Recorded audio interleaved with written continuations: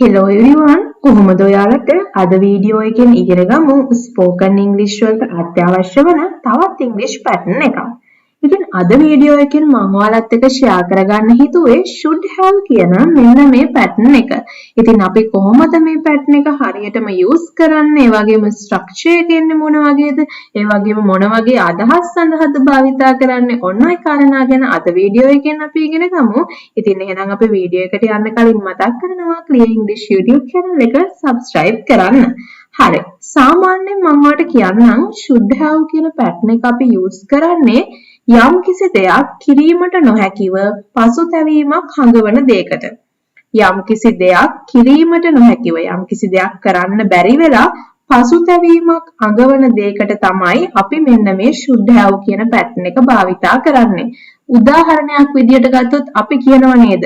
යන්න තිබ්බේ, කන්න තිබ්බේ, ලියන්න තිබ්බේ. අන්න ඔය වගේ අදහස් ප්‍රකාශ කිරීමේදී ඔයාට මෙන්න මේ should have කියන පැටර්න් එක හරියටම යූස් කරන්න පුළුවන්.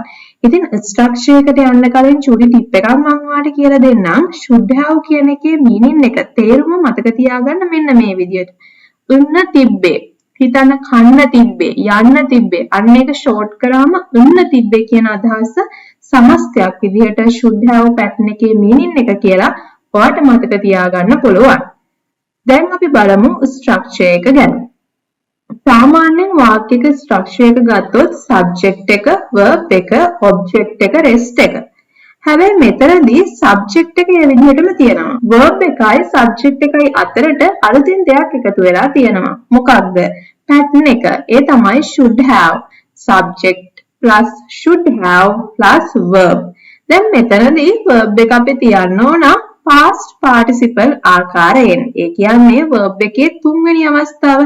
ඒකයි මම මෙතන V3 කියලා දාලා තියෙන්නේ. එහෙනම් verb එක past participle form එකෙන් තමයි ඔයා තියන්න ඕන. ඊළඟට object එක, ඊළඟට rest එක. ඉතින් සාමාන්‍ය structure එකක ස්වරූපය තියෙනවා. විශේෂයක් තියෙන්නේ මෙතනදී should have කියන pattern එක subject එකත් verb එකත් අතරට එකතු වෙලා තියෙනවා. ඉතින් මම හිතනවා මේ වෙනකොට ඔයාට පැහැදිලි ඇති මෙන්න මේ should have කියන පැටර්න් එක අපි භාවිතා කරන්නේ කොහොමද? ඒ වගේම මොන වගේ අවස්ථාවන් වලදීද කියලා.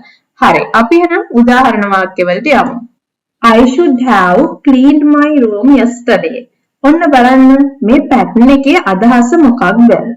මට ඊයේ මගේ කාමරය පිරිසිදු කරන්න තිබ්බේ.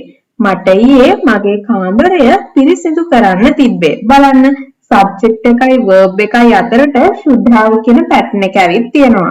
ඊළඟට verb එක clean කියන්නේ base form එක ed එකතු වෙලා තියෙනවා. ඒ කියන්නේ verb එකේ past participle form එක. එතකොට මට ඊයේ මගේ කාමරය පිරිසිදු කරන්න තිබ්බේ. next one. She should have studied the notes before the test. ඒ කියන්නේ මොකක්ද? අයට exam එකට එහෙමත් නැත්නම් විභාගයට පෙර සටහන් notes අධ්‍යයනය කරන්න තිබ්බේ. He should have studied the notes before the test. ඒ කියන්නේ test එකට කලින් ඇයට notes අධ්‍යයනය කරන්න තිබ්බේ. Next one. We should have taken an umbrella this morning. අද උදේ අපිට කුඩයක් අරගෙන යන්න තිබ්බේ. බලන්න we කියන්නේ subject එක ඊළඟට verb එක තියෙනවා taken. අපි should have කියලා pattern එක යොදලා තියෙනවා. Next one. He should have apologized for his mistake. He should have apologized for his mistake. ඒ කියන්නේ මොකක්ද? ඔහු කළ වැරද්දට සමාව ගන්න තිබ්බේ. He should have apologized for his mistake. ඒ කියන්නේ ඔහු කරපු වැරද්ද එහෙමත් නැත්නම් ඔහුගේ mistake එකට සමාව ගන්න තිබ්බේ. He should have apologized for his mistake. ඔහු කළ වැරද්දට සමාව එහෙමත් නැත්නම් apologize කරන්න තිබ්බේ. They should have checked the weather before leaving.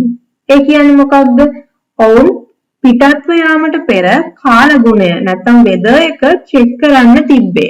They should have checked the weather before leaving. ඔවුන් පිටත් වෙන්න පෙර කාලගුණය weather එක පරීක්ෂා කරන්න තිබ්බේ. Next one. You should have finished your homework last night. ඒ කියන්නේ මොකද්ද? ඔයා ඊ රාත්‍රියේ ඔයාගේ homework ටික අවසන් කරන්න තිබ්බේ. You should have finished your homework last night. ඔයා ඊයේ රෑ ඔයාගේ homework ටික අවසන් කරන්න තිබ්බේ. She should have brought her ID card to the exam hall. ඇයට ඇගේ ID card එක exam hall එකට රැගෙන එන්න තිබ්බේ.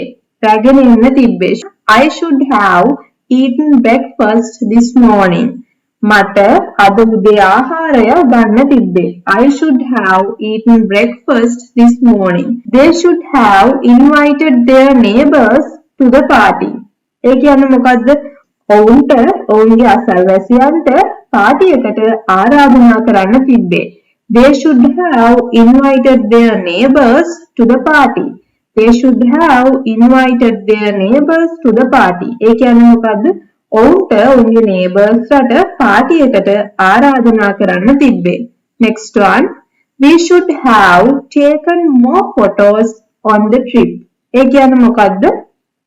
trip එකේදී අපිට තවත් photos ගන්න තිබ්බේ. We should have taken more photos on the trip. අපිට trip එකේදී එහෙමත් නැත්නම් ගමනේදී තවත් photos ගන්න තිබ්බේ.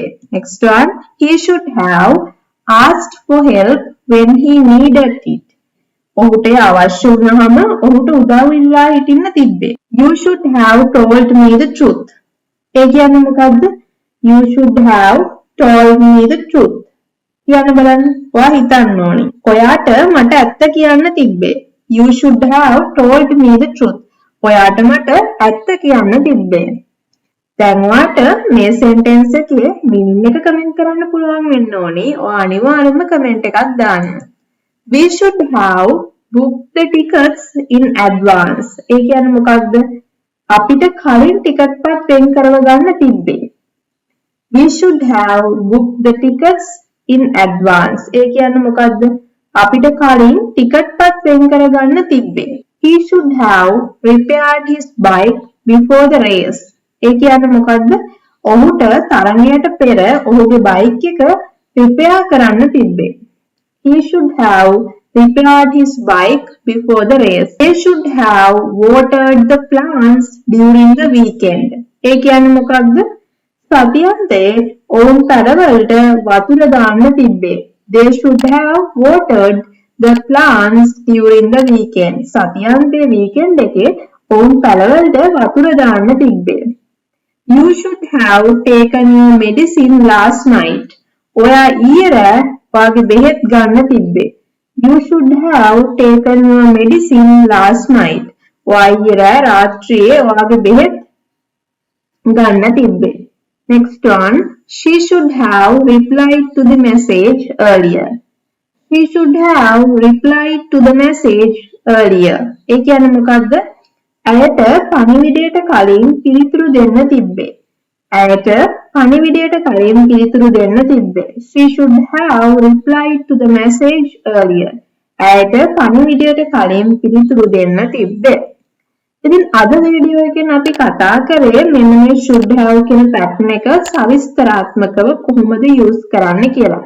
ඉතින් මම හිතනවා ඔයාලට මේක ගැන අවබෝධයක් ලැබෙන්න ඇති කියලා. ඉතින් වීඩියෝ එක අවසාන වෙනකන් නරඹුවට ගොඩක් ස්තුතියි. ඔයාලට ඉදිරියේදී අරගෙන එන්න ඕනේ වීඩියෝස් මොනවද කියලා කමෙන්ට් කරගෙන යන්න සහ වීඩියෝ එක ඔයාගේ යාළුවන්ට ෂෙයා කරන්න. වීඩියෝ එකෙන් ඔයා යම්කිසි දෙයක් ඉගෙන ගත්තා නම් අනිවාර්යෙන්ම like button එක press කරලා වීඩියෝ එකට like එකක් දාන්න. ඔයාගේ යාළුවෝ හැමෝටම මේ වීඩියෝ එක ෂෙයා කරන්න අමතක කරන්න එපා. WhatsApp, Facebook, TikTok එකතු වෙලා නැත්නම් ඒවටත් එකතු වෙන්න description box එකේ ඒ සඳහා අවශ්‍ය කරන links attach කරලා තියෙනවා. ඉතින් අපි තවත් දවසකින් මේ වගේම වැදගත් English video එකකින් හම්බ වෙමු. ඉතින් channel එක අනිවාර්යයෙන්ම subscribe කරන්න. Thank you so much. Bye bye.